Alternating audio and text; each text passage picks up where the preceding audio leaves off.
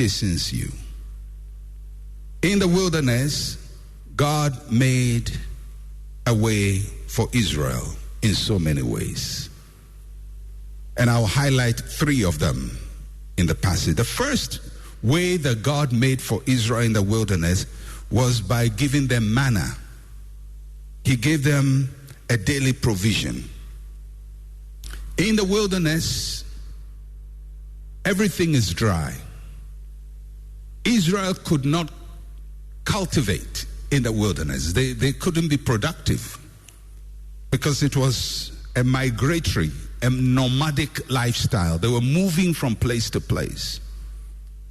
So God says, whilst you're going through this wilderness experience and nothing seems to be growing for you and nothing seems to be working for you, the first thing I'm going to do to make a way for you is that every morning I'm going to supply your need. Now, the manna was not food you could store. So you couldn't accumulate it. It is something that you ate every day. So you could literally say they were eating from hand to mouth. Every morning they go, they collect something, they eat it, and that's it. You can't save it. Then the next morning they go and they find something to eat, and that's it. And they did that for 40 years. And God says, I was making a way for you. Because sometimes the way God makes for you doesn't solve all your problems together as you want, but He makes sure that every day there is manna to eat.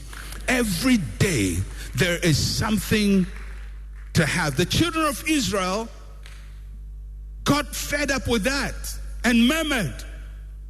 They said, God, why don't you give us a lot? He says, no, you are in the wilderness.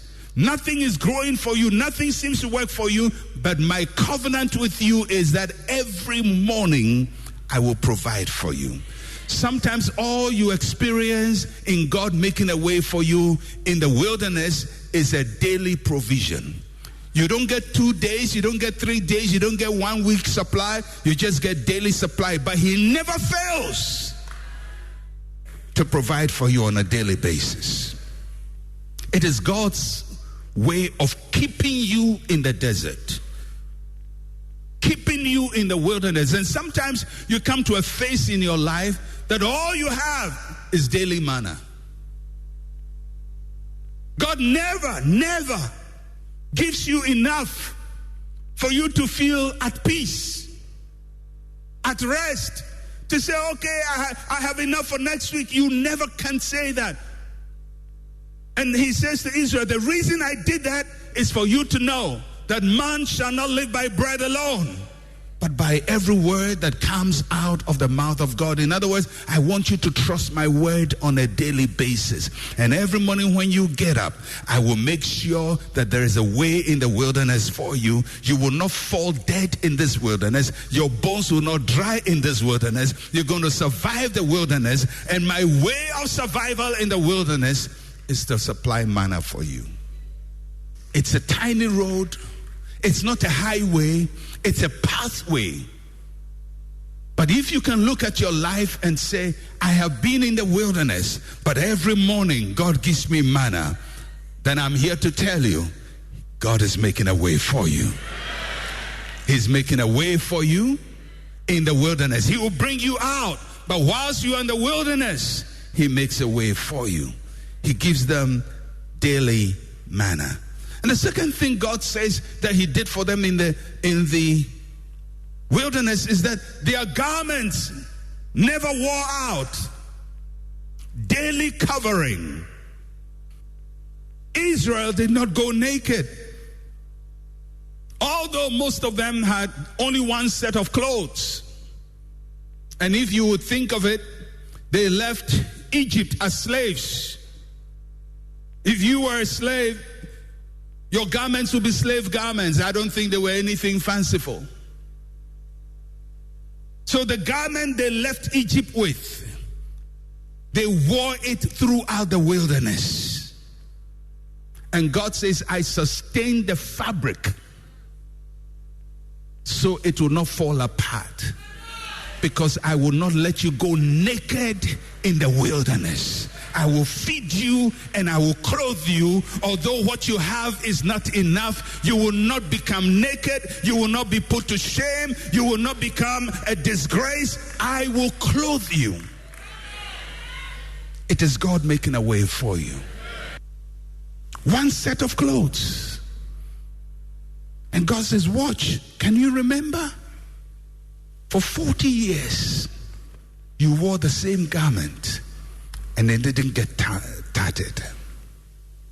God is able to make a way in the wilderness so that the little you have stretches to cover you. That is why people don't hear your story. People are waiting to hear the disaster that will befall you, but God covers you every morning. People are waiting to hear, oh, have you heard? Finally, he's gone. But every day, God covers you. God protects you. God surrounds you. God doesn't leave you naked. And those who are waiting for your nakedness will never see your nakedness. They will wait in vain. You may not have 1,000 pieces of clothes, but the little you have covers you. Somebody say, God will cover me in the wilderness. He provided for them in the wilderness, and he covered them in the wilderness. And the third thing he says, your feet did not swell. You wore shoes. And the shoes survived 40 years in the wilderness. In fact, in Deuteronomy chapter 29, verse 4 and 5, it says, yet the Lord has not given you, verse 5, 29, 5. And I have led you 40 years in the wilderness. Your clothes have not worn out on you, and your sandals have not worn out on your feet. That talks about God's daily care. The wilderness is a harsh terrain. It's a very, very harsh terrain. In fact, you can walk naked in the wilderness and still do well. But if your feet has nothing on it, you can't survive in the wilderness. Because the sun gets very hot. And when you are walking barefoot on the wilderness, it's almost as if your feet are being roasted. For 40 years, they are walking in the sun. And not only does the sun get very hot, but there are a lot of the rocks, the stones are very sharp. So your feet can get roasted and get cut. God says when you are walking through the wilderness, other people's feet got roasted. Other people's feet got cut. But have you noticed your feet never got cut? Because I cared for you. And he says the one shoe you came out of slavery with is the same shoe you've been wearing. But the heel is still intact. And the mouth of the shoe is not open in prayer to God. And God is calling Israel to remember. He said, do you remember these things? Because, sometimes when God does these things, we take them for granted. Because the manna is daily, we don't have enough. But one cloth, one shoe. Some people have 10 shoes, but their feet are swollen. Some people have 10 clothes, but they are not covered. Some people are eating, but they are not full. But God gives you manna every day. He clothes you every day, and he protects your feet every day. You walk into dangerous places, and nothing bites you. Snakes do not bite you. Scorpions do not bite you. You walk through the valley of the shadow of death, and you don't die. What is happening? God is making a way for you. God is making a way for you. You step up on scorpions and still keep walking. You step up on snakes and still keep walking. You walk upon hot sand and you're still walking. You are walking upon rocks and you're still walking. Other people's feet are bleeding. Your feet looks like it has just come from a spa. As if somebody just gave you a manicure and a pedicure.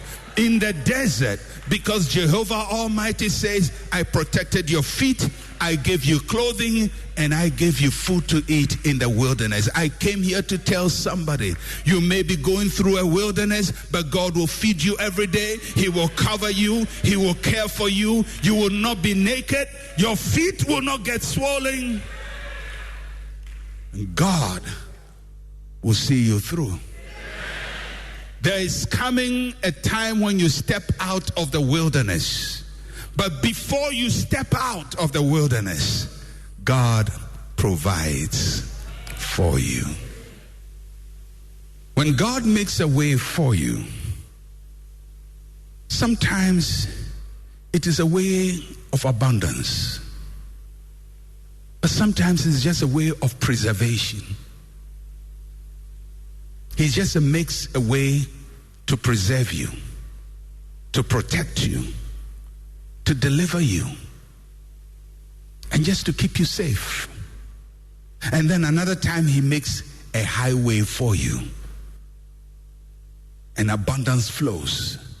But whether you are on a pathway where you are just escaping, or you are in a highway where you have abundance, it is still God making a way for you. And that's what he wanted Israel to understand, because these Israelites sometimes didn't appreciate what God was doing for them. They wanted so much to happen that they couldn't appreciate the little things that God did for them. If you are sitting here today and God has made a way for you in the wilderness, maybe the last 10 years life has been hard, tough.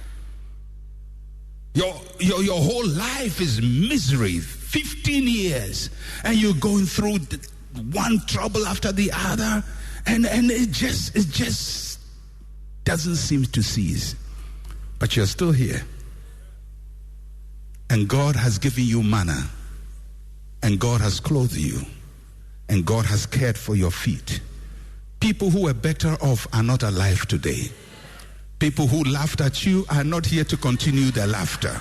People who said, oh, let's give him next year, they've been saying it for the last 15 years, and look at where you are. I'm here to announce to you, God is making a way for you. And when he opens the way, no man can shut it. You don't have everything that everybody has, but God is making a way for you. And one of these days, he's going to open another door for you. It's going to be a way of abundance. And he's going to cause things which be not to be in your life. But in the meantime, he makes a way for you in the wilderness. He makes a way in the sea. He makes a way in the wilderness. What a mighty God we serve. What a mighty God we serve. Last two scriptures. Isaiah chapter 35, verse 7 and 8. And then Isaiah chapter 49, verse 11. Isaiah 35, 7 and 8 says, the parched ground shall become a pool, and the thirsty land springs of water. In the habitation of jackals, where each lay, there shall be grass with reeds and rushes. A highway shall be there, and a road. It shall be called the highway of holiness. The unclean shall not pass over it, but it shall be for others. Whoever walks the road, although a fool, shall not go astray. I like that. Whoever walks the road, although a fool, shall not go astray. Then Isaiah 49, verse 11. He says, I will make each of my mountains a road, and my highways shall be elevated. My highways shall be elevated. Both verses describes God's highway.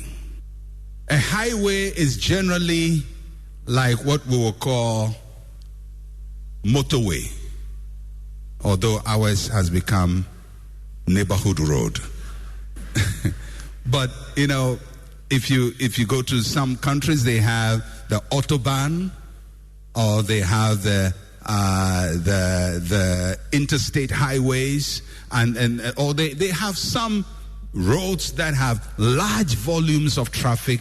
They are very well paved. They are normally very large. Some have 12 lanes and just moving people. And that's what a highway is.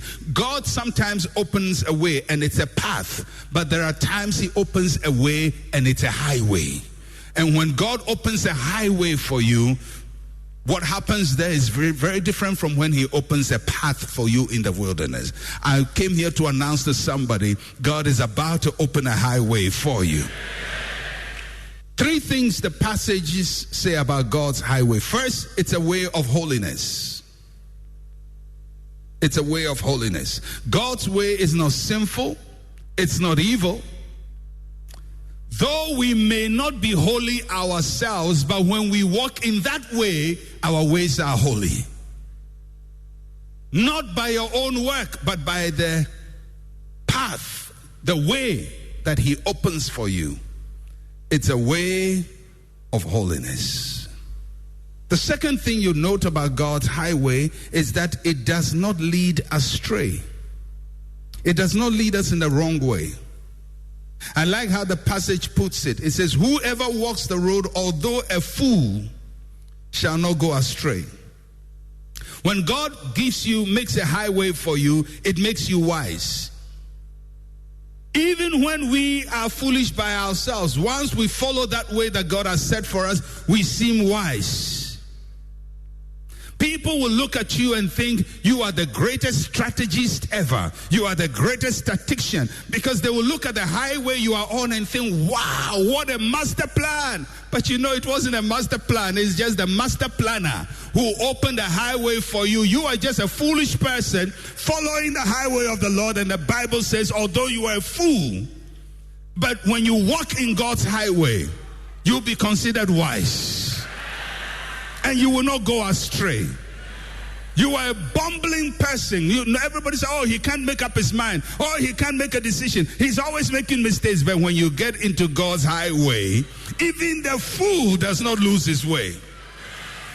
Can you imagine if you were the field marshal or the 5-star general of Pharaoh's army, and you stood on a mountain where the battle is about to take place, and you saw Moses in front of the Red Sea, and he lifts up a wand and wind starts blowing and the sea opens, and they're going through, and you are the general looking there, looking at this, and then you saw your armies following with their chariots, and then they're following. And just as they were getting close, the wheels start coming off, and the chariots are not moving. And Israel just goes out.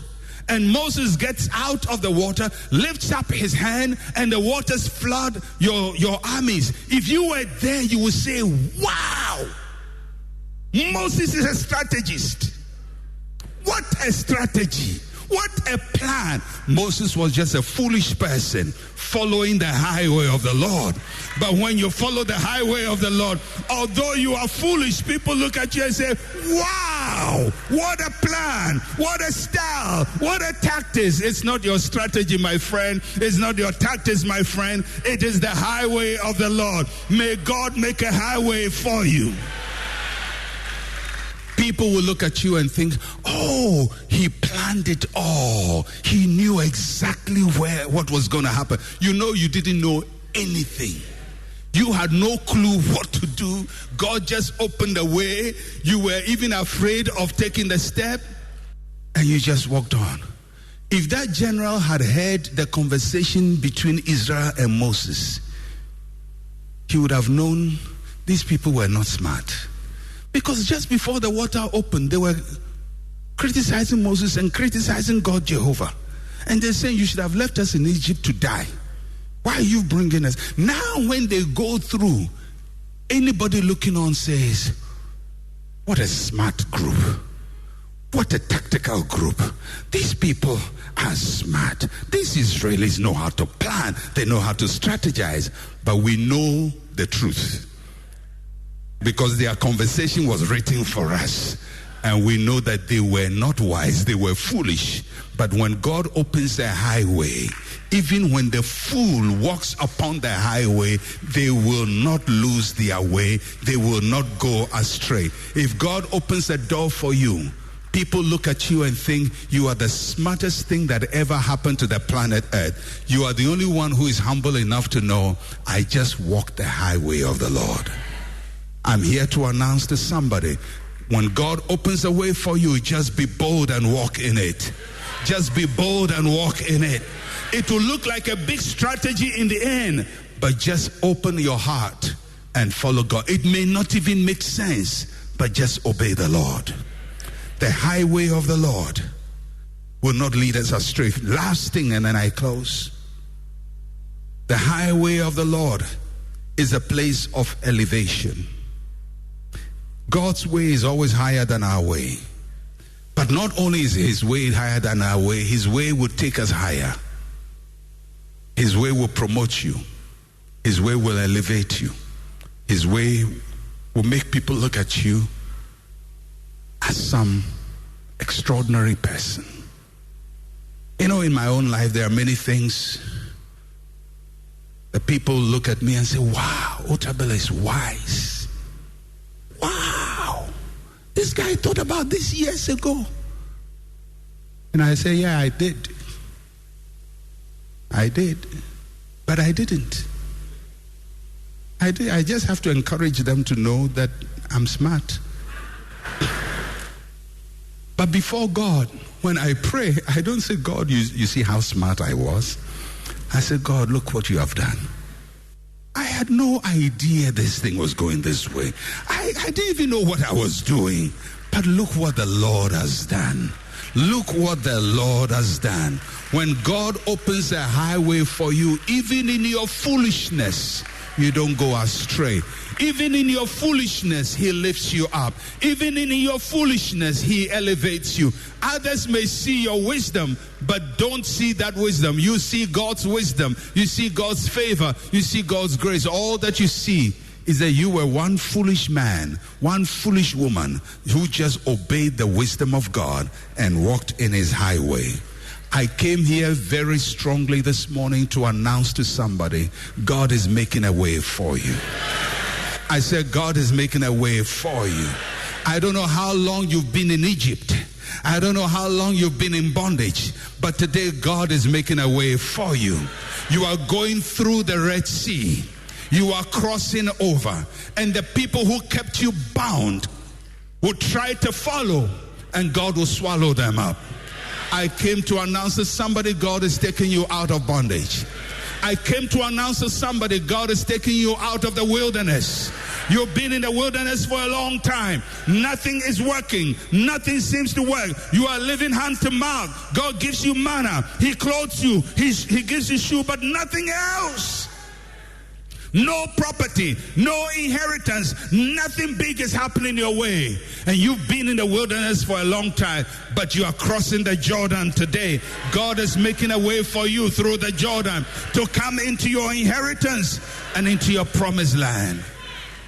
And if you find yourself in the wilderness and you say, all that I have is manna, and these clothes I've worn them for 40 years, all these shoes I've worn them for 40 years, God says he's about to open a highway for you in the wilderness. There's going to be a highway in the wilderness. It's going to make everybody look at you and think you are the smartest person ever created. People are going to look at you and say, how did you do it? What books did you read? What strategy did you follow? Who gave you this advice? All you will know is that God opened a way and you just walked into that way. You didn't even believe the way. You didn't even think it will end well. You just obeyed, and God caused you to be elevated before your enemies. In the wilderness, God will give you a highway. In the name of Jesus, Father, this morning, I stand as the shepherd over the souls of these ones, and for everyone in bondage, captive, held by Pharaoh. After all the signs, he refuses to let them go. Today, Lord, make a way.